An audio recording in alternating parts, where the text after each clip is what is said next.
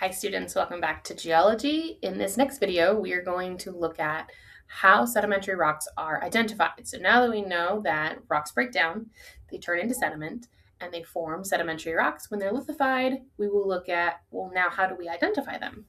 So our guiding question here is going to be, what features tell us we are looking at sedimentary rocks?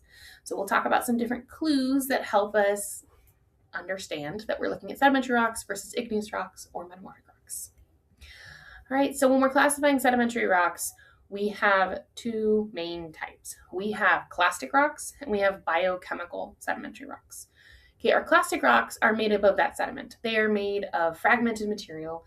They're deposited by water, most common, wind, glacial action, or gravity.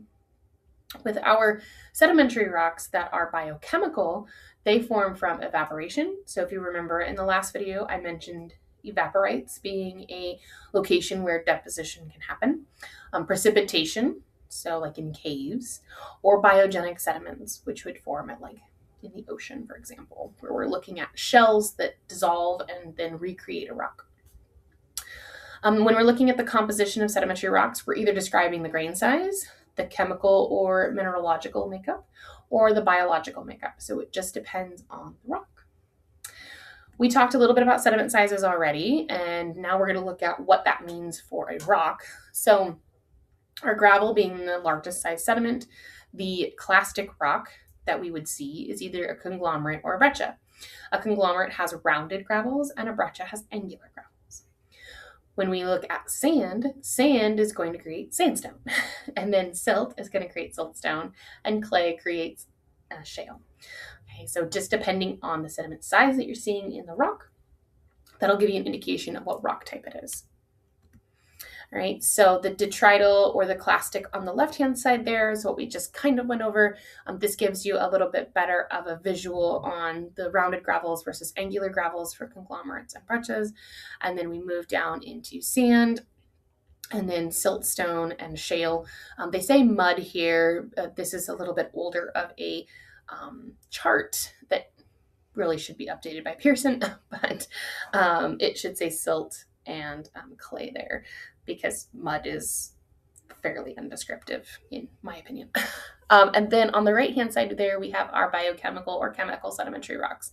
And these are made of something else, okay? So they're not made of sediment, but we consider them sedimentary rocks. So that upper portion there that has 5 different rocks listed is everything that contains calcite or calcium carbonate. So these are generally formed from shelled organisms that died and fell to the bottom of the ocean floor. And as that material disintegrated, it then mixed with sediment on the bottom of the ocean floor and the water available and formed a rock.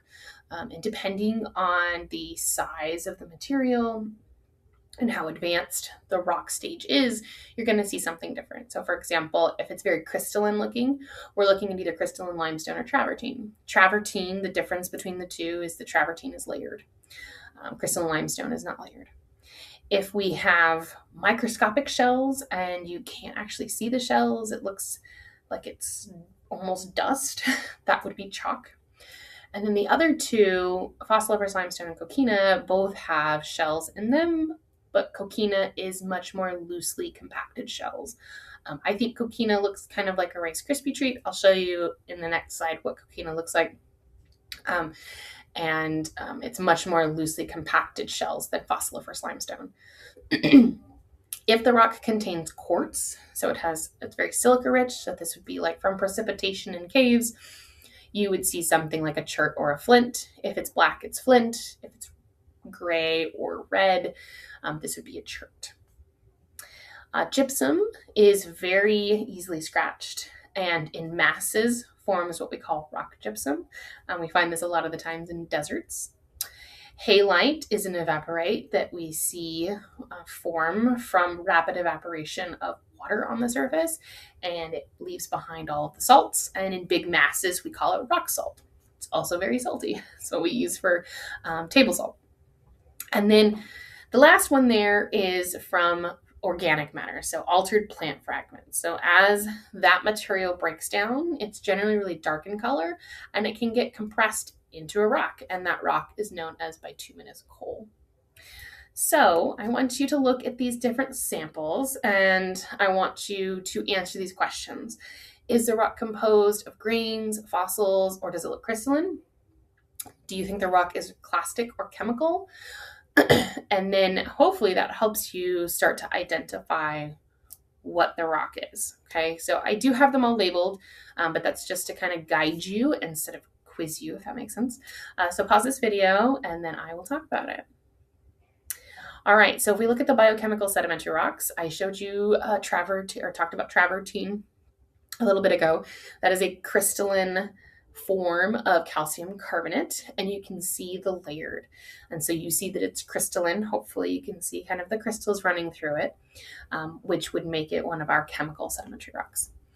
Chert is they're just below travertine, and that one contains quartz. It also looks a little bit crystalline, so it's one of our chemical sedimentary rocks. Limestone and this fossiliferous limestone and coquina there. I'm going to do those ones together because both of them exhibit fossils.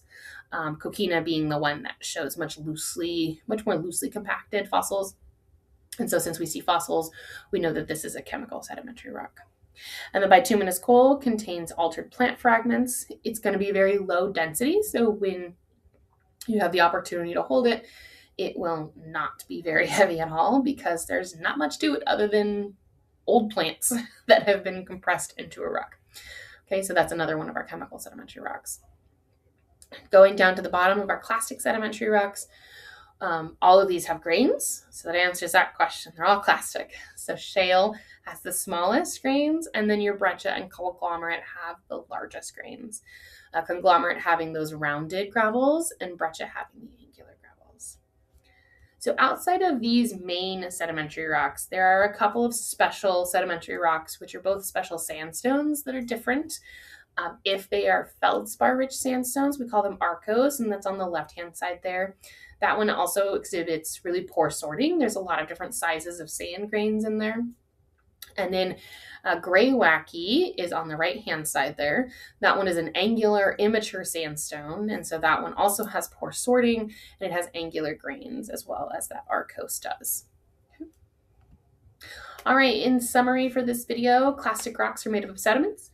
Biochemical rocks are made from precipitated minerals or chemical or biological components.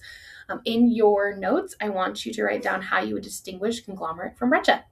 I'll see you guys in the next video. Bye.